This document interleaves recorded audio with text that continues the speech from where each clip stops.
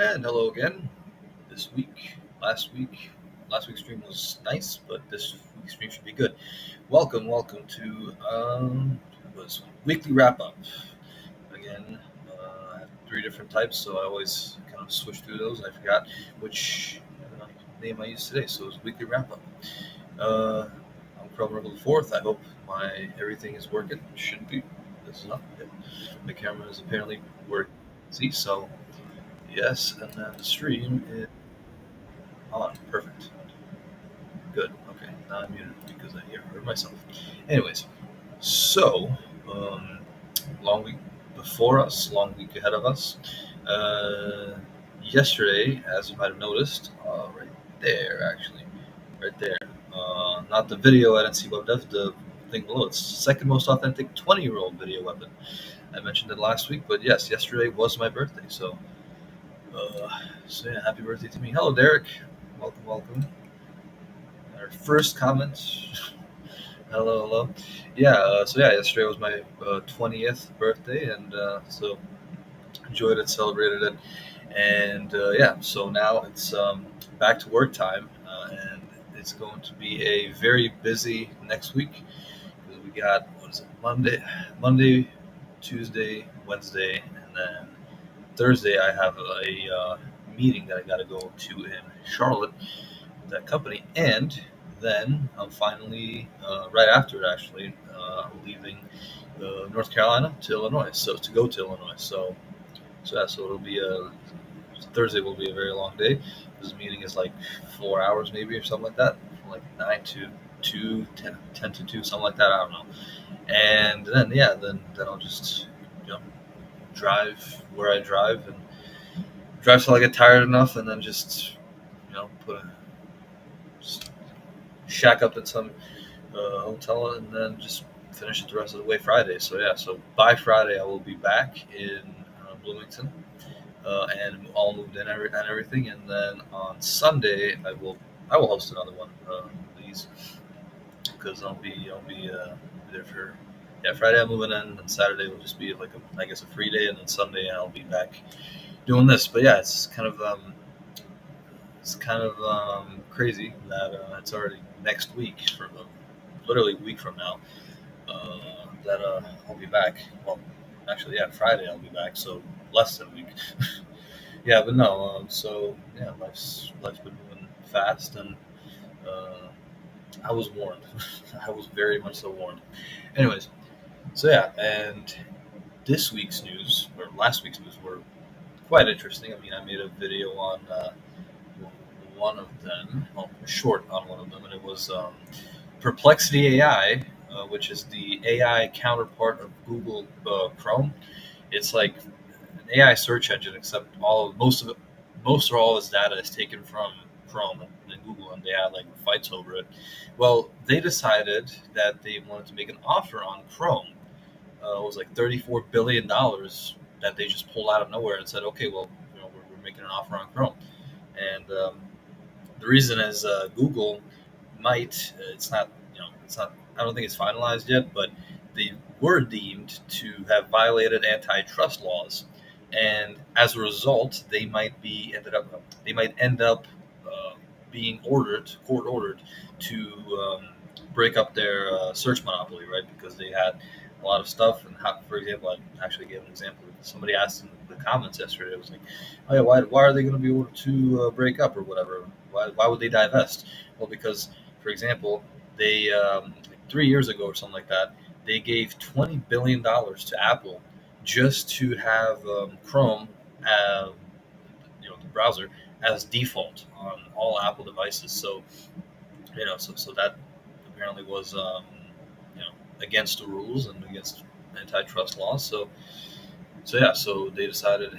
Well, haven't decided yet, but it's likely that they're going to be forced to break it up.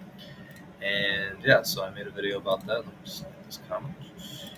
Um, and yeah, so let me just, I'll actually show it. You know what? I'll show it. And thank you for, yesterday I read a lot of happy birthday wishes. But yeah, thank you for all of your, thank you for all those wishes. And I will respond to them, respond to all of them soon. not on LinkedIn too much yesterday, and it was fine. So, okay, I'm already here on the page. Date. This one, there it is. Perfect. Let's see. Let's see it. Oh gosh, the quality is bad.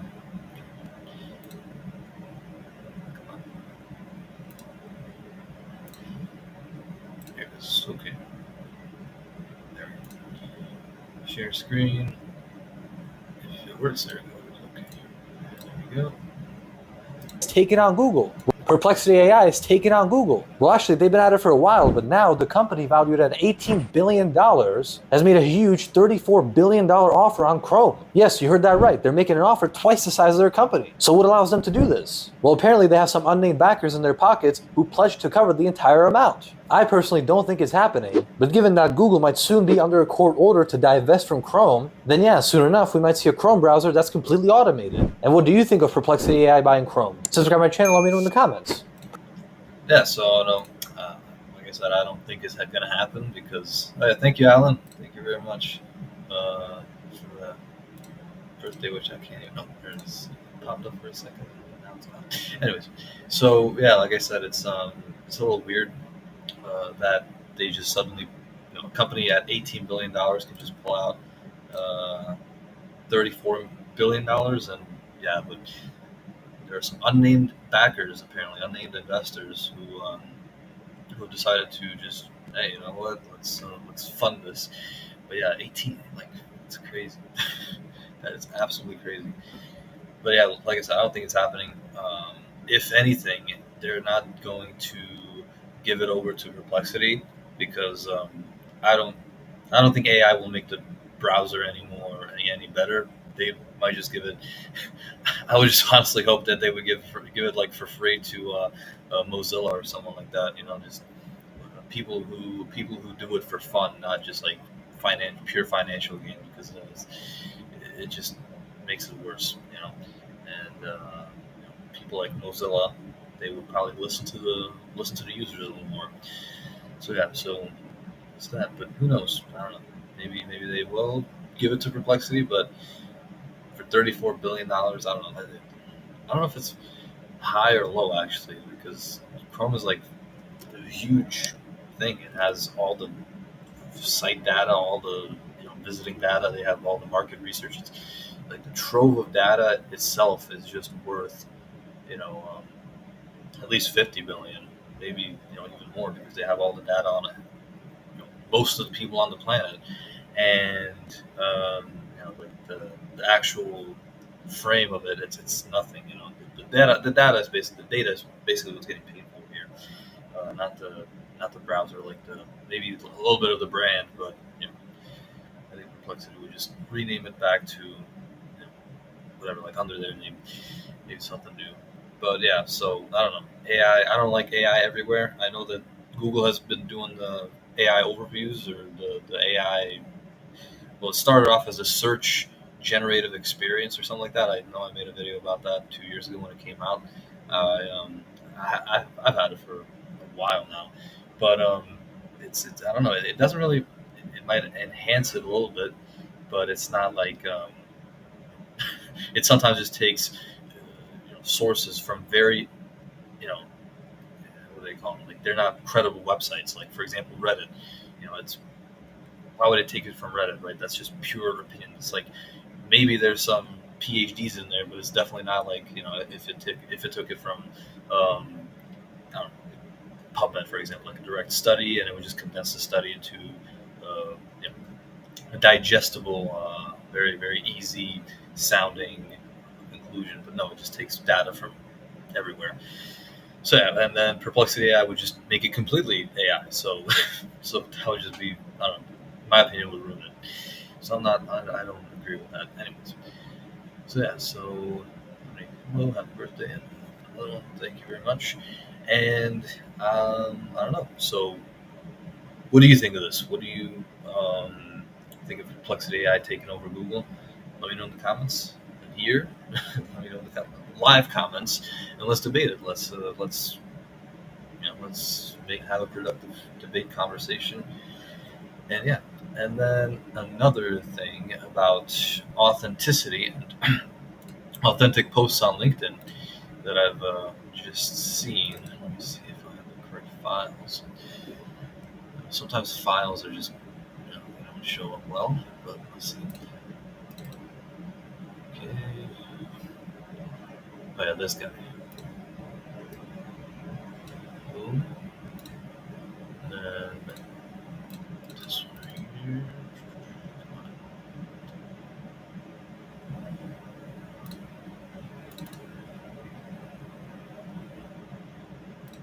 All the screenshots. All the screenshots.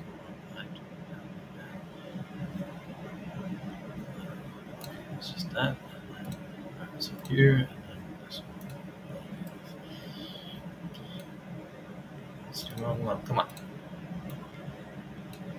Didn't have time to prepare. Had a little accident here with spilling something before, so I'm doing this as I go. Okay, here we go. Browser. Let's see. There's only one. Which one is it? This one. Okay, I think. Yeah. Okay. So can we see it? Yes, we can. Hopefully, it's a little probably of bad quality, but what can you do? Hopefully you can see it. Can't really see it from here, honestly. But no, let's just read. Beautiful post, an inspirational post. I forgot how many likes it had. It had like over, I think it was over 3,000 likes that this one had, and it was like, oh, she was just, blah blah. You can already see like, it's M dash M dash. You already know it's not human written. It's definitely not human written. And then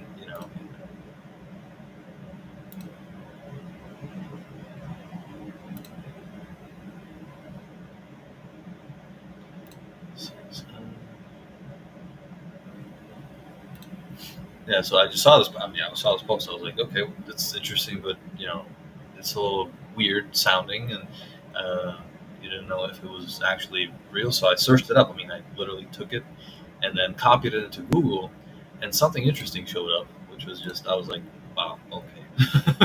Yeah, let me switch the screen. Yeah, here, this actually popped up, and I was like, interesting. So it's literally like the same stuff from that post, and it was just taken onto LinkedIn and maybe remixed a little bit through AI. I'm assuming because this is already an AI post, I think. And yeah, so it was literally taken through AI, and then he posted it on LinkedIn, and it just very, just completely unoriginal. So back to like I used to talk about this months ago about authenticity on LinkedIn and what it means. Authenticity on LinkedIn is, you know, the authentic LinkedIn is AI. It's just AI. That's how you become. That's how you are authentic on LinkedIn. You just do AI posts, and you know, you do the generic comments and AI stuff, and oh, beautiful take, whatever. And then, what do you think of the increasing, increasing something and the vastness of this digital world we live in? But yeah, so that's authenticity for you. That's how you become authentic on LinkedIn. You just copy paste uh, something you saw on Facebook into AI, and you put it on LinkedIn, and bam, now you got a perfectly original post, and you get probably hundreds of thousands of impressions on it because 3,000 likes. I'm calculating this is always way more than that. It can be like maybe even a million impressions that he got on it. So, congrats to him. And yeah, so he nailed it. He completely nailed the authenticity game on LinkedIn. Yeah, so that's what you got to do if you want to become authentic. Just make AI posts, and you'll be good. So that's that. I've been doing it, but at the same time, I don't claim I don't do it, right? But these people will be like, oh, what do you mean? I don't use AI. I don't need AI for it to become successful, and then or even better, like I don't follow gurus, and then they use the same thing as another guru and refer people to gurus, and it's like, what do you mean? What do you mean you don't follow gurus, and then you do all that? So so that's why I haven't been posting much on LinkedIn and stuff like that. I mean, I will. right after the stream ends, I just noticed I didn't put the short that I did this week on there, so I'll do that. But you know, I won't be doing anything much original. Just following the herd. I mean, why would I try on LinkedIn? And I've explained this months ago. I'm not sure if any of you remember it who are watching right now. Maybe not. Maybe we got new viewers. But basically, what happened was I always did like original, you know, LinkedIn posts. Right? I would just be like, I wrote something for like 30 minutes, put it into AI, remixed it a little bit, and then, but it was still my words. Like, I wrote a whole story and then just put it into AI to make it like sound a little better, right? But then, I did that, took an original photo, and then I was like, you know what? Let me just try it like everybody else does. I'll just, write up a story, well, write a prompt, and then just let AI have its way with it, and it always made a post, and it was just like I was like make an extremely generic AI post as AI as you could make it.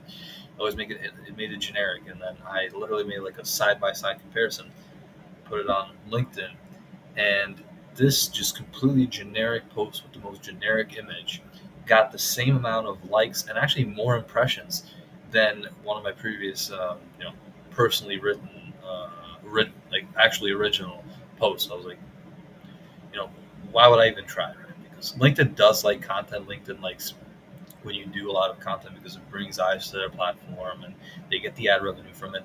But then they're encouraging only this, like people just not trying at all, posting 5 times a day, even just BS, right? Short AI snippets with generic advice, generic everything, even an image, and yeah, so people are they still react to it, right?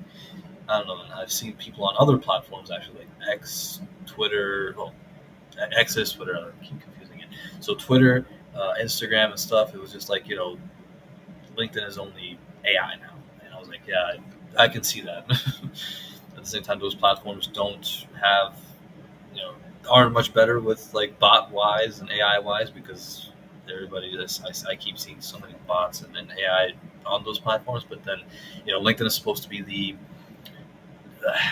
professional one, right? It's supposed to be the where people professionals meet, and you got where business happens, where networking happens, business happens, even job seeking happens and stuff. So yeah, that's what's supposed to happen on here, but it's just a cesspool of AI and all the different things. So I just figured, no, I'm not going to play the game anymore.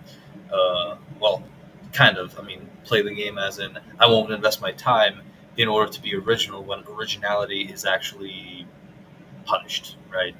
So I just hopped onto ChatGPT, and I do every single post is like ChatGPT made.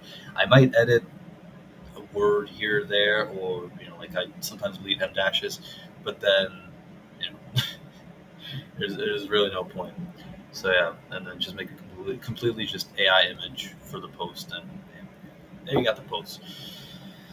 Yeah, so I mean, if you're tired of LinkedIn, but you still want to be active on here and everything, then yeah, please just start doing what I'm doing. Just make AI posts, and here and there leave a fantastic insights name comment on posts. So and you'll grow, and you'll definitely grow. I've had it like followers keep growing even when you do that, like every day, the same thing in volume. If you do it in volume, you'll always just be noticed. You'll always be somewhere, and people will see you. And they'll still follow you, no matter what it is. That's just what LinkedIn is right now. Yeah, it's becoming a little less interesting day by day. I still do live streams on here because I like to make them, and that's my kind of point of originality. Not a lot of people do live streams, and so I'm not completely like AI, but they see like people when they check out my profile, they'll see the AI post, but then like, oh yeah, he actually does. He's a real person. He does real events and stuff. So I'm kind of hoping for that. But then there was another actually story that I wanted to digest. I can't find it.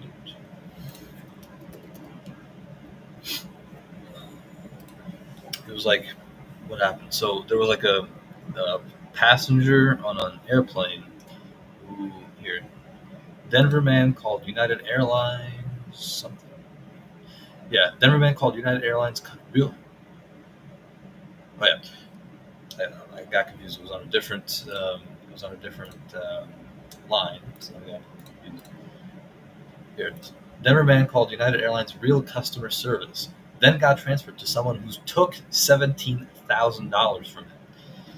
Apparently, I read I skimmed through it a little bit, and then basically what happened, I think he was trying to, yeah, after his initial flight was canceled, his mechanical issues, so he spent 3 hours on a genuine hotline, or I thought it was a genuine hotline. The first, the internal logs of United Airlines, like the customer service, they show that he was on the line with them for 13 minutes before somehow he got transferred to another person, who then like what happened then? It was like how after yep here after his initial flight, yep, David. So he connected with somebody whose name was David. He promised to charge for the new ticket, upgraded smoker to premium economy, and said the original cost could be refunded, or would be refunded. A confirmation email followed addressing refund timelines, oddly from a non-United email. Uh-oh. Months later, no refund had arrived. Upon investigating his credit card bill, he found the legitimate charges from United Airlines for Smoker's rebooked flight, along with another charge for $17,000 listed under the alias airline fare. So, how did that happen? Well, they still don't know. It's basically like, David was only on their internal call log for 12 minutes before he somehow got transferred over to a scammer.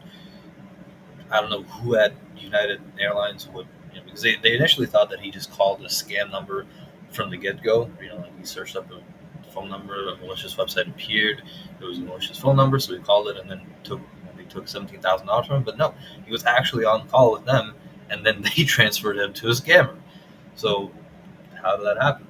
That's it's just very much a question. I do kind of wonder what happens to him now. Like, there's just a fraud report. Yeah, it's fortunately it was his credit card, so we'll probably get back to him somehow. But then again, it's like it's dangerous out there. You got to be careful. So always just verify who you're speaking to, and if even if you get transferred on a regular, because this happens all the time. You might be calling your credit card company, something like that. You call them, hey, blah blah. Okay, I'm gonna say, oh yeah, we'll transfer you to our whatever department. They transfer you, and then you still think you're internal or inside, let's say Wells Fargo, and then no, you're not. You might be calling with a scammer who might take all of your stuff with you. So to take all of your stuff with him. So yeah, so always be careful, always be vigilant when you're on these calls, because I've never heard of this before, like a genuine call being transferred to a scam call. That's like the first time I've heard of that. So now that that's a danger, be on the lookout for that. You don't want that happening to you, obviously. And I'd say the precautions are, just definitely if, like, for example, if the person's speaking like extremely broken English, for example, or if it's like if it's like what would you call it? If they start asking you like extremely personal questions, right? And or getting like uh, card information over the phone and all that stuff, then those are definitely like red flags. So yeah, just be careful. And I mean, I don't know how whoever this was got into the call, but they did, and suddenly this person's out of $17,000. Wanted to go to Europe, and then now no more Europe and no more $17,000. So just be careful. And Joshua Lee, welcome, Mr. DJ is in the house. Watched your streams a couple of times, Joshua. So some of those songs can be pretty good. So yeah, no, he's a good guy. Go check him out. Go check out his streams. He does music streams. I believe not every day, but here and there. Just like me, I do it every week. But no, yeah. So we got 25 minutes already. Wow. Okay. See, time just goes by fast. So I have some other stuff to do today, and obviously it's going to be a busy week. So Monday, Tuesday, Wednesday, like I said, and I'll have to be getting ready all those days pretty much, and I still have to do some work and do some visiting of companies and stuff, introducing myself, and doing some still doing some stuff for the money, and then yeah, so just screen share. Joshua, yeah, everybody apparently likes to see you. There you go, awesome. Yeah, so but yeah, thank you for watching. I'll definitely be back next week. Um, might be a little tired after all that's about to happen. I'm not sure if I'm looking forward to. I definitely am looking forward to going back, but I don't know if with all the getting ready, packing up, driving 12 hours over 2 days and stuff might be fun. And then after after driving 6 hours, moving in the same day, yeah, it should be fun. It definitely should be fun. But yeah, that's life. You get busy, you get through it. You get through it always. So yeah, 26 minutes. It's a little early. I don't know. What else should I talk about? Any questions here? Nope. Uh, what else was there that happened? I'm trying to think. I did do. I'm not sure if I talked about that, but I did do last week. I did my first couple of actual drops to companies and stuff like you know doing some of that insurance. You know, that's what I do with the company, right?